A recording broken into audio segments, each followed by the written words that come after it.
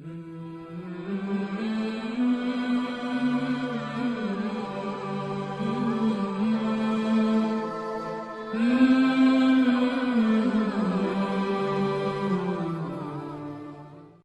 باللہ من الشیطان الرجیم بسم اللہ الرحمن الرحیم واللاتی یاتین الفاحشۃ من نسائکم، اور جو کوئی بدکاری اور کرے تمہاری عورتوں میں سے، فاستشہدوا علیہن اربعۃ منکم، تو تم گواہ بناؤ ان پر 4 مرد اپنوں میں سے، فإن شہدوا، پھر اگر وہ گواہی دے دیں، فامسکوہن فی البیوت، تو تم ان کو بند رکھو گھروں میں، حتی یتوفاہن الموت، یہاں تک کہ ان کو اٹھا لے موت، او یجعل اللہ لہن سبیلا، یا اللہ تعالیٰ ان کے لیے کوئی راستہ بنا دیں۔ واللذان یاتیانہا منکم، اور جو 2 مرد تم میں سے بدکاری کریں، فآذوہما، تو ان کو اذیت دو، فإن تابا، اگر وہ دونوں توبہ کر لیں، وأصلحا، اور اپنی اصلاح کر لیں، فأعرضوا عنہما، تو ان کا خیال چھوڑ دو، ان اللہ کان توابا رحیما، بے شک اللہ تعالیٰ توبہ قبول کرنے والا مہربان ہے۔ اس سے پہلی آیات میں ہم نے میراث کے احکام اور مسائل پڑھے ہیں۔ اس میں ایک بات ذہن میں رکھے، پھر آگے چلتے ہیں، کہ جب آپ مفتی سے مسئلہ پوچھیں کہ کوئی آدمی فوت ہو گیا ہے، تو جو رشتہ داریاں لکھیں گے وہ میت کی نسبت سے لکھیں گے۔ بس ایک باپ مر گیا تو لکھیں گے اس نے 2 بیٹے چھوڑے ہیں، 2 بیٹیاں چھوڑی ہیں اور ایک بیوہ چھوڑی۔ بعض لوگ کہہ دیتے ہیں کہ جناب اس نے ایک ماں چھوڑی ہے اور 2 بہنیں چھوڑی ہیں، 2 بھائی چھوڑے ہیں۔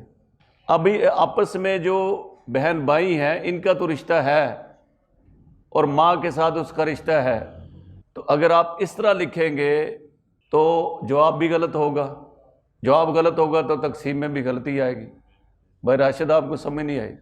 ایک آدمی فوت ہوا نا، تو جو رشتے لکھنے نا کہ اس کے پیچھے یہ بچا ہے، تو وہ رشتے لکھیں جو میت کی نسبت سے ہیں، ان رشتوں کا آپس میں نہ لکھیں کہ یہ آپس میں ایک دوسرے کے کیا لگتے ہیں، یہ بتائیں کہ یہ میت کے کیا لگتے ہیں۔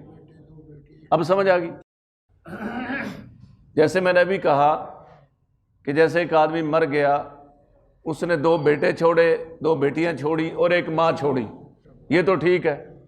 بعض لوگ یہ بھی لکھ دیتے ہیں کہ جناب ان کو آپس میں لکھ دیتے ہیں کہ 2 بہنیں ہیں، 2 بھائی ہیں اور ایک ماں ہے، تو سارا سوال بھی غلط ہے، جواب بھی غلط ہے، پھر آگے تقسیم بھی غلط ہے۔ تو ہمیشہ یہ کلیہ یاد کر لینا کہ جب بھی کوئی وراثت کا مسئلہ پوچھنا ہو تو جو رشتے لکھے جائیں گے وہ کس نسبت سے ہوں گے، کہ وہ میت کے کیا لگتے ہیں، آپس میں کیا لگتے ہیں یہ نہیں، میت کے کیا لگتے ہیں۔ پھر سوال بھی صحیح ہوگا، جواب بھی صحیح ہوگا، اور تقسیم وراثت بھی ٹھیک ہوگی، کیونکہ مفتی نے جو لکھا ہے وہ اس کے مطابق فتویٰ دے گا۔ ہو سکتا ہے کہ پوچھنے کا، تحقیق کرنے کا وقت نہ ملے، تو پھر اس غلطی سے جو ہے نا آگے کتنی غلطیاں وجود میں آئیں گی۔ اچھا بھائی، تو یہ تو تھے کہ جو عورتوں کے حقوق کے بارے میں ایک روش تھی کوتاہی کی، کمی کرنے کی، کہ جاہلیت میں عورتوں کو تو کیا وراثت دینی ہے، جو بچہ اپنی لڑائی نہیں لڑ سکتا اسے بھی کچھ نہیں دیتے تھے۔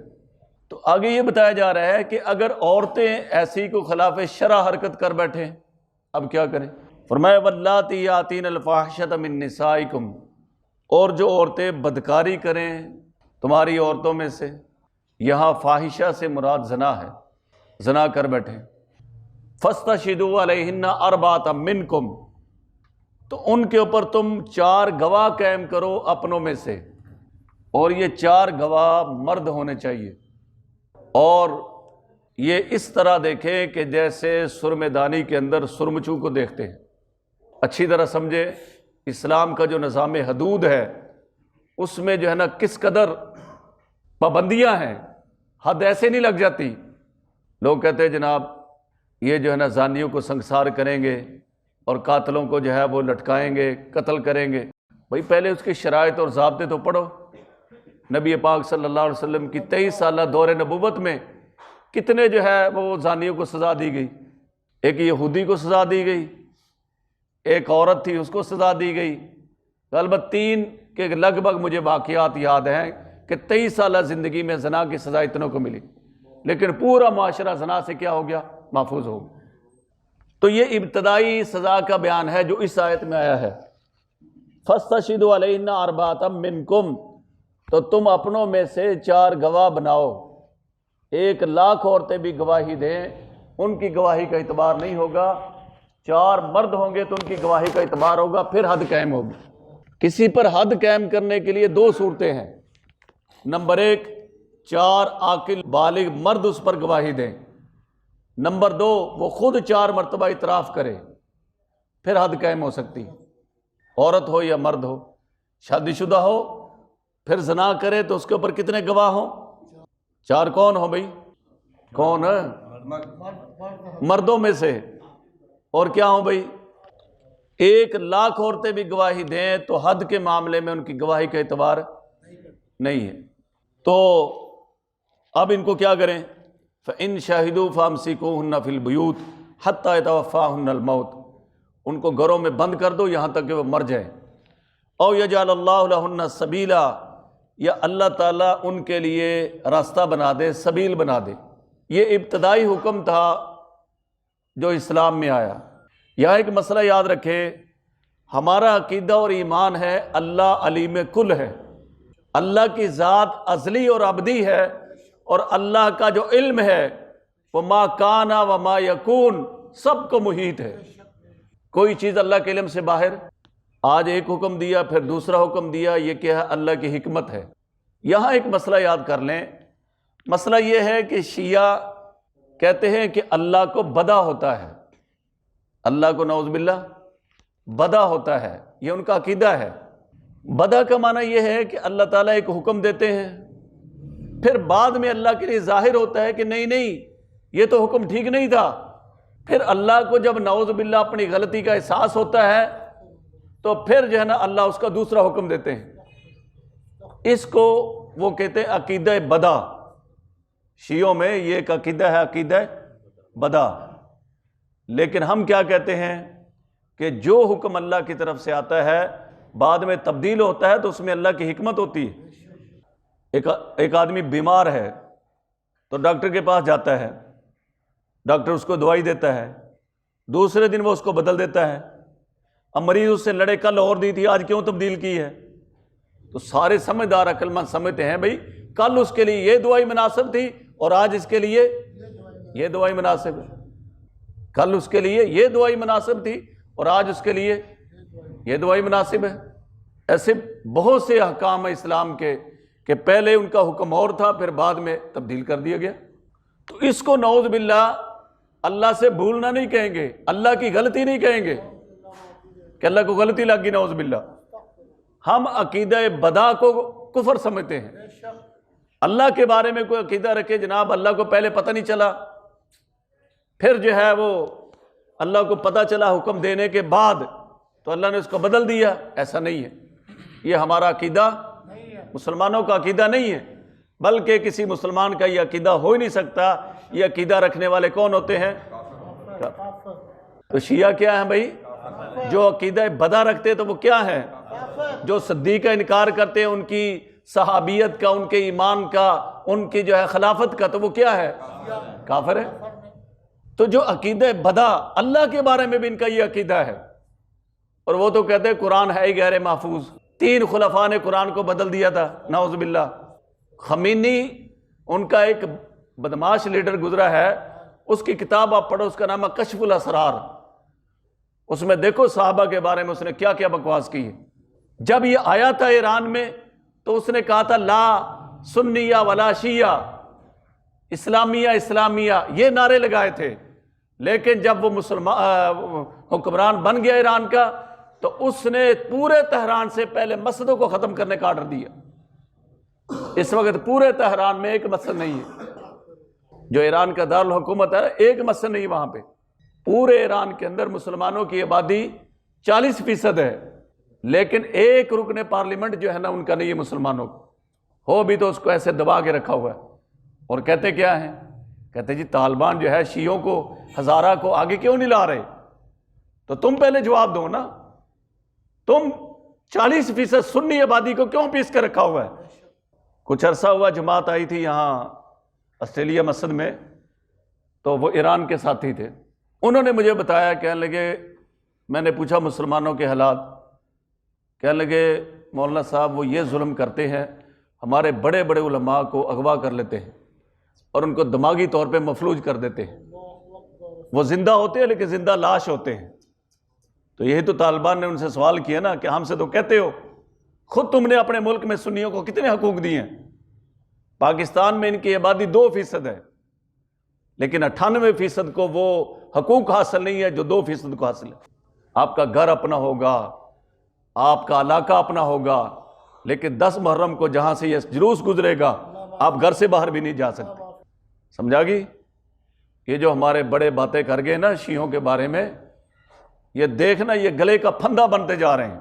سرکاری محکموں میں آپ چلے جائیں، شیعہ ہو قادیانی ہو، وہ کہتے ہیں ہم پہلے شیعہ ہیں پھر یا قادیانی ہیں پھر ہم سرکاری ملازم ہیں، اور ہمارے سنی افسران کیا کہتے ہیں؟ یار مذہب کوئی چیز نہیں ہے، ہم پہلے سرکاری ملازم ہیں پھر یہ باتیں ہیں۔ یہ حال ہے۔ آپ کو میں ایک دکھ کی بات بتاؤں، مجھے ایک شام کے عالم ملے، شام جو اس وقت مسلمانوں کا قبرستان بن چکا ہے، تو کہنے لگے میں نے اتنی موٹی کتابیں لکھی ہیں، یاد سے تقریباً جو ہے نا 17 سال پہلے کی بات ہے، 17-18 سال ہو گئے۔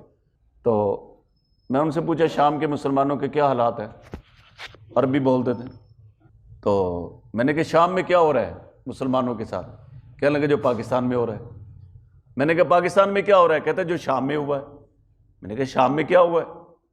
انہوں نے کہا کہ وہاں جو شیعہ ہیں نا وہ نصیری ہیں، نصیری یا نصیری شیعہ، تو یہ لوگ نا سرکاری محکموں میں جاتے رہے، فوج میں، پولیس میں، دوسری جگہوں پر دڑا دڑ جاتے رہے، اور جو سنی تھے وہ خاموش رہے یا اپنے کاموں میں مست رہے۔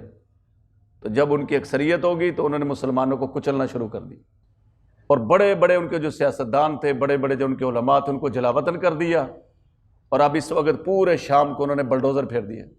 براشد زندہ تو بڑی دور کی بات ہے نا، انہوں نے ہمارے قبرستان بھی نہیں چھوڑے اہل سنت کے۔ جہاں خالد بن ولید رضی اللہ عنہ کی قبر تھی، دیکھو اس قبرستان کا انہوں نے کیا کی۔ جہاں عمر بن عبدالعزیز کی قبر تھی، دیکھو وہاں انہوں نے ان کا کیا کی۔ زندہ تو زندہ ہے، انہوں نے جو ہے وہ مسلمانوں کے قبرستان بھی نہیں چھوڑے شام میں۔ آج ایسے بھی بد نصیب لوگ ہیں جو کہتے جی شیعہ اور سنی کا نکاح ہو جاتا ہے، نکاح نہیں ہوتا، زندگی بھر زنا ہوتا ہے۔ تو بہرحال جو عقیدہ بدا ہے اس کا اسلام میں کوئی تصور نہیں ہے۔ اللہ کے علم نے ہر چیز کا احاطہ کیا ہوا ہے، کوئی چیز اللہ کے علم سے باہر نہیں۔ جو ہو چکا ہے، جو ہو رہا ہے اور جو ہونے والا ہے، سب اللہ کے علم میں ہے۔ کائنات کے اندر درخت سے پتا گرتا ہے تو وہ بھی اللہ کے علم میں ہوتا ہے۔ سمندر کے کتنے قطرے ہیں، صحرا میں کتنے ذرے ہیں، اور بارش برسے گی تو کتنا پانی ہوگا، یہ سب اللہ کے علم میں ہے۔ عالم الغیب والشہادہ، اللہ ہر چیز کو جاننے والی ذات ہے۔ عقیدہ بدا یہ کفری عقیدہ ہے، اللہ کی حکمت ہے۔ اللہ پاک نے ابھی ایک حکم دیا، بعد میں انسانوں کی حکمت کے مطابق دوسرے حکم سے بدل دیے۔ تو یہ کہنا اللہ سے بھول ہوگی، نعوذ باللہ، یا غلطی لگ گئی، ہم اس کے قائل نہیں ہیں۔ فرمایا کہ واللاتی یاتین الفاحشۃ من نسائکم، اور جو عورتیں زنا کریں تمہاری عورتوں میں سے، فاستشہدوا علیہن اربعۃ منکم، تو ان کے اوپر تم 4 گواہ بناؤ اپنوں میں سے، یعنی مردوں میں سے۔ فإن شاہدوا، پھر اگر وہ گواہی دے دیں، فأمسکوہن فی البیوت، تو ان کو گھروں میں بند کر دو، حتی یتوفاہن الموت، یہاں تک کہ ان کو موت آ جائے۔ او یجعل اللہ لہن سبیلا، یا اللہ تعالیٰ ان کے لیے کوئی راستہ مقرر کر دے۔ تو پھر اللہ نے اس کا راستہ کیا مقرر کیا؟ اس کا راستہ اللہ پاک نے پھر یہ مقرر کیا کہ جو زانی ہو اور شادی شدہ ہو اس کو پتھر مار کے سنگسار کیا جائے گا، اور جو شادی شدہ نہ ہو تو اس کو کیا کیا جائے گا؟ 100 کوڑے مارے جائیں گے۔ سورہ نور کے اندر پھر اللہ تعالیٰ نے اس حکم کو بیان کیا۔ یہ لفظ ہے نا، او یجعل اللہ لہن سبیلا، یا اللہ تعالیٰ ان کے لیے کوئی سبیل بنا دے، راستہ بنا دے۔ تو وہ راستہ کیا مقرر ہوا؟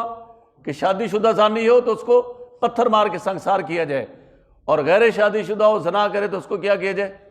100 کوڑے مارے جائیں۔ پھر یہ سبیل، یہ راستہ اللہ تعالیٰ نے مقرر کیا سورہ نور کے اندر، اور نبی پاک صلی اللہ علیہ وسلم نے اپنی احادیث کے اندر۔ باقی انشاءاللہ پھر آئے گا۔ اللہم صلی علی محمد عبدک ورسولک، صلی علی المؤمنین والمؤمنات والمسلمین۔ اللہم من احییتہ منا فاحیہ علی الاسلام ومن توفیتہ منا فتوفہ علی الایمان۔ صلی اللہ تعالی علی خیر خلقہ محمد وآلہ وصحبہ اجمعین برحمتک یا ارحم الراحمین۔